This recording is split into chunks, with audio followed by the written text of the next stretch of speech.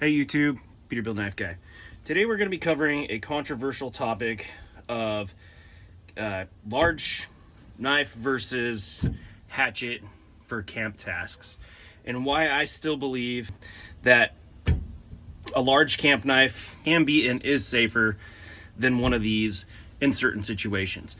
Now obviously in certain situations small hatchet or an axe is going to be better, but for the big thing is people are super against batoning, and you know, they're like, yeah, it's good for a test, but in reality it's stupid. The pioneers never batoned and blah blah blah blah blah. First off, this is 2023.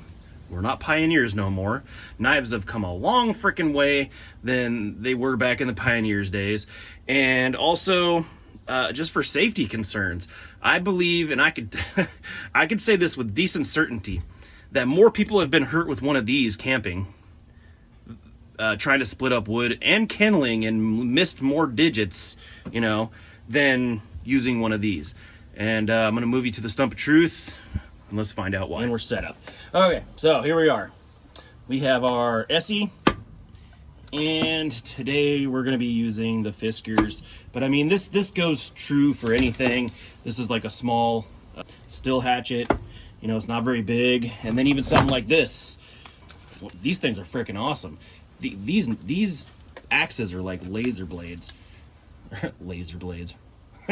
Stupid. But yeah, they're very thin. This thing is choppy.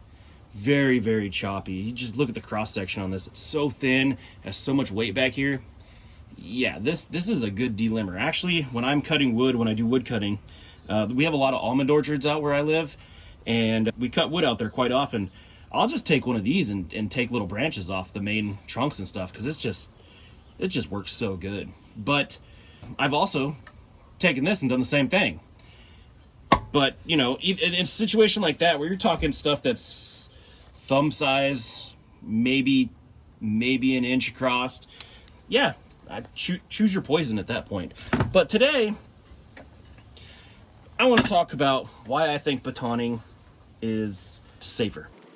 When you're camping, let's just get these out of the way, or just somewhere, you know, this is a perfect example of what happens. Not every piece of wood is cut perfect. This perfect cut firewood that stands up, you know, in any position is it just doesn't exist. You get lucky and find them occasionally, but let's just say something smaller. This guy, you know, this is cut relatively straight, but it only wants to stand in one spot, but it could very well be cut wrong on both spots. And if you have a hatchet, this is what you got to do, okay? If it's not going to hold itself up, like so, what are you doing? You're doing this. That's freaking dangerous, okay? Can it be done? Yeah, but every time you are trying to hold something and swinging, you're paying more attention to getting your freaking finger out of there than actually hitting what you're trying to hit. See, look, I just missed. That's dangerous. Very dangerous on a piece of wood that doesn't sit up. But on the flip side, if you have a knife, the wood's now under your control, and much easier to start to baton. I have so much more control, and both my hands are clear of the sharpened cutting edge. And with an axe, that's just not the case. Small hatchet's freaking dangerous, and it comes down to your skill. Yeah, people, my old man, he can do it. He'll sit there with a piece this big and freaking chop it up like this. That can be done, but my hand is still somewhere near it to hold it. I just don't see that. I've seen people miss and go down and hit their finger. It happens. And yeah, there is this process too. You can do this, right? That works, kind of.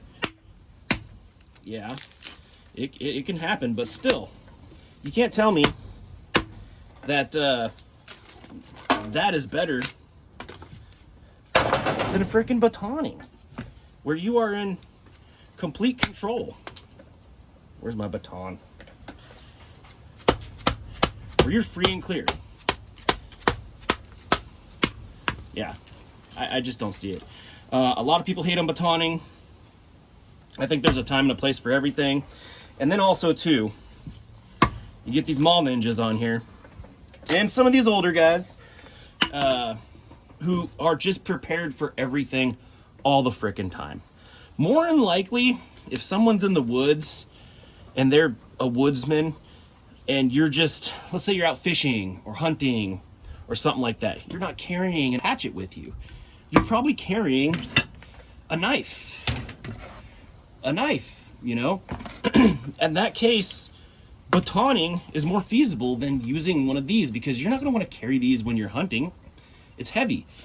If you get stuck out there for some reason, which you're not, if you go hunting, you're usually not planning on, if you're going out for a day, you know, you can get lost. It happens. You're not trying to bring hatchets and saws and all this other crap with you. Now, if you're going camping, that's a different story. But even then, for small kindling that doesn't hold itself up, you know, like this, is very hard to start with a hatchet. It can be done, but it's freaking dangerous, in my opinion. To where, like I said, with a knife, you don't even have to smack it on there. You could literally just set it right there. It's in your control now, and start your freaking batoning. It's just safer, in my opinion. And I don't see this as an abuse of a knife. Now, you can be abusive doing it, but, you know, batoning something within a knife's means is not abuse, in my opinion. If you take something like this and a smaller knife, I don't see this as abuse at all. I see this as a perfectly reasonable way to make kindling and stuff like that. I don't see it as abusive.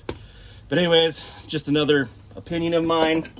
Basically because everybody says, bring a hatchet or use the right tool for the job. Sometimes you don't have the right tool for the job and you have to improvise. And if you're going to have to improvise, you're going to have a knife that you know can handle it, because not every knife is going to be able to baton well, especially in an emergency situation. Would you rather have something decent that's been proven, or some freaking mall ninja knife that, you know, the first time you hit it, it breaks at the tang? Anyways, that's all I got for you today. Thanks for watching.